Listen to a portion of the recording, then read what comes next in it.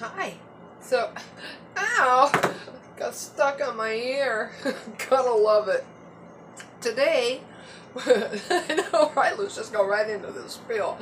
Today, we're going to talk about how safe are you with a dog and animals as a boondocker, a real nomad. Let's get into it. Got your coffee? Have you ever woke up and wondered what was wrong with you? You knew you wanted to be elsewhere, that there was more to life than the life you were living, more than the bills you were paying, the job you were keeping. Look to the horizon, to the sunsets. Your answer is there. Put your feet on the ground and take a deep breath and step into the nomadic lifestyle. You will not regret it. Hi, caught me pouring new coffee. A new pot. I know, I just worked out today. I'm just starting to get over the sinus infection. One of these eyes has a black line, or had a black line. I'm finally feeling better. Anyhow, before we get into it today, I'm going to tell you about one of my little stories. It's story time. Get your coffee, guys. So one thing the glam mads did teach me was I had to be real worried about going downhill in my rig. They had me so worried, you guys, that when I left Flagstaff, I went the back way through Paulson, Arizona, Chino Valley to get to Cottonwood. Well, I had been that way several times as a young person and remembered going right back out to the I-17. If you're familiar with Arizona, you'll know what I'm talking about. Well, halfway there, as I turn off to go toward Cottonwood, my GPS goes out on my phone, unbeknownst to me. And as I'm climbing this road, and the road is getting narrower and narrower, and I'm going up higher and higher, I look down at my GPS thinking, oh, I've got to take the wrong turn here. I was on Jerome Mountain, going into Cottonwood, the back way. You guys, this is a 2-lane mountain road going up past 6,000 feet elevation. I'm in a 30-foot rig with my scooter on the back. I learned in a hot hurry, and I mean a hot hurry, not only how to travel a mountain road, but how to get down that road. It was more tedious than I-17 ever has been.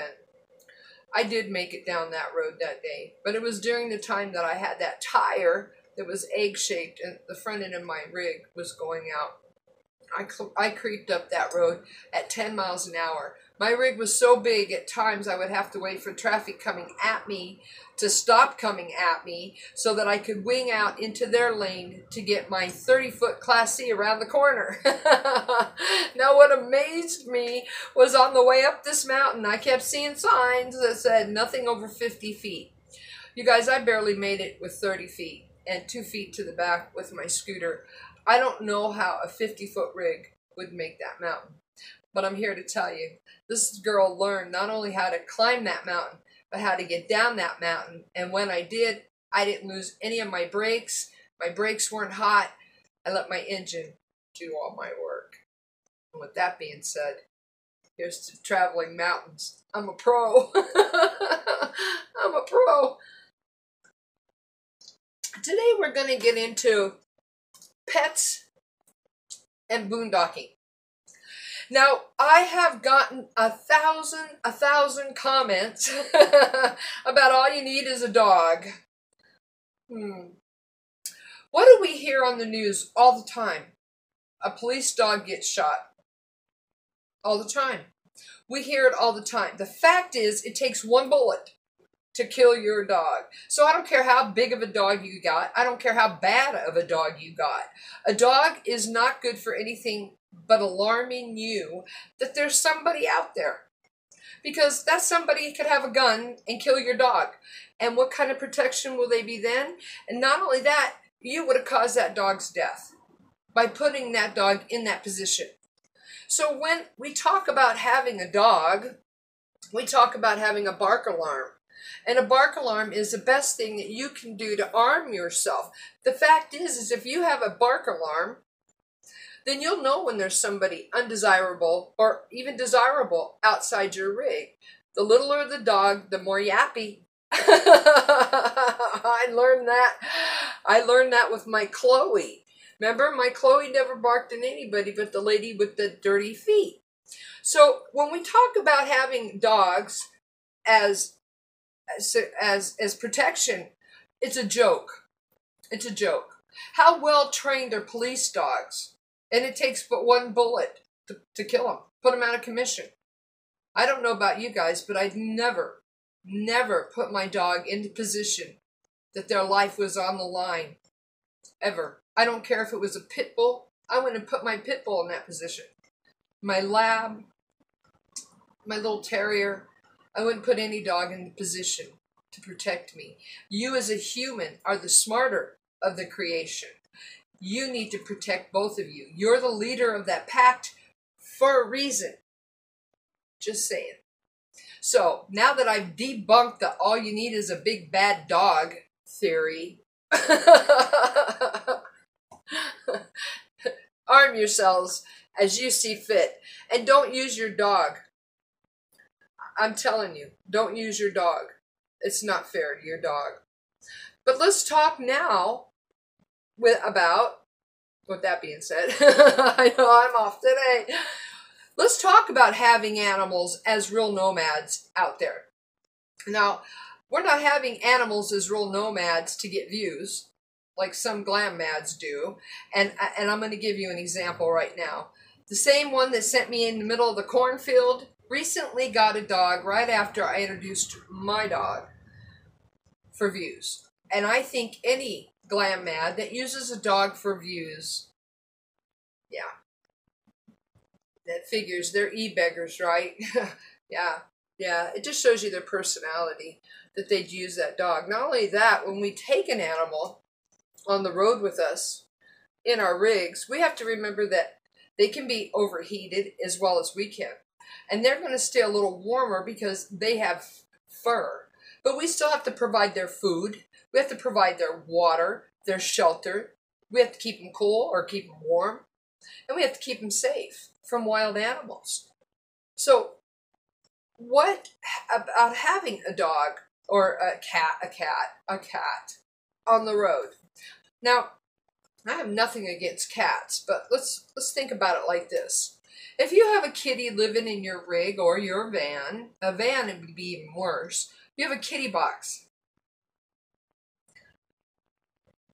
Oh, don't get me started on a kitty box. I don't care if you clean that box every day.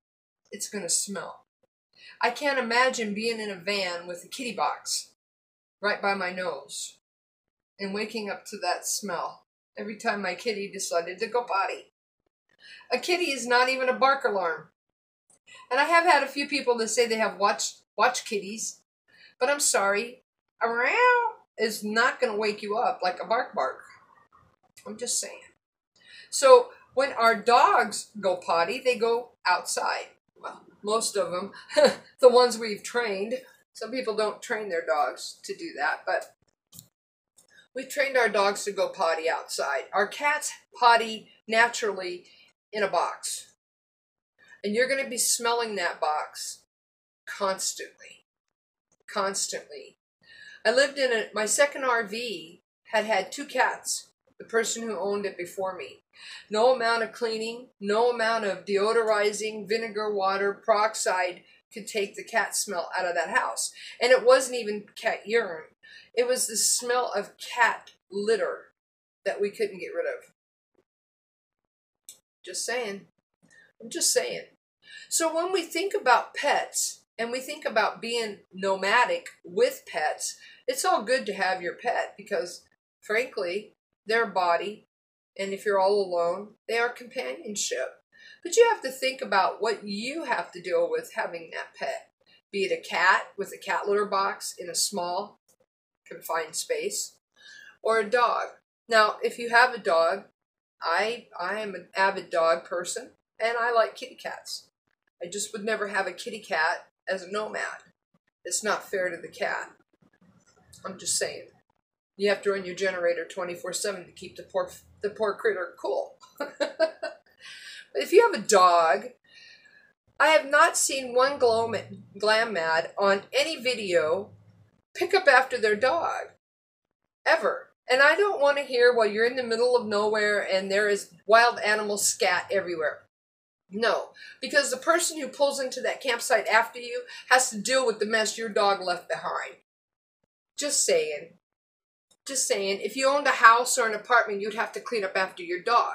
It's no different just because you're out in the middle of nowhere. You have to clean up after your pets. And don't be dumping your cat litter boxes on the ground. Come on, people. How hard is it to be a responsible human? A responsible adult? So anyway, this is just down and dirty about animals. How people use animals. How the glam mads use animals for views. How they don't take care of their animals. You know what? I feel sorry for some of the animals I see. Absolutely. Absolutely. Or the animals that run loose with all the wild animals out there. Rabies is rampant. And these people don't tie their dogs up. And I know I'm going to get all this activist stuff about don't tie your dogs up. To hell. To hell, I say. I'd rather have my dog tied up on a cable than have my dog out getting bit by something that may be a rabbit or being killed. So be a responsible pet owner and don't use your pet as a protection device. Just saying. I hope you guys have a great day. I hope this is really giving you some insight on how I feel and how truthful it is that your dog is not going to protect you. That dog can be killed in a matter of seconds, as fast as you can be killed. And would be if that person who was trying to rob you felt that dog was a threat and they have a gun. Arm yourselves. Remember, there are dangers out there, you guys. Dangers I'm not making up. Just saying. And clean up after your pet. Really. Anyway, I hope you guys have a great day. Remember to love yourself. Do something nice for those you love, those around you. They'll appreciate it. And it shows how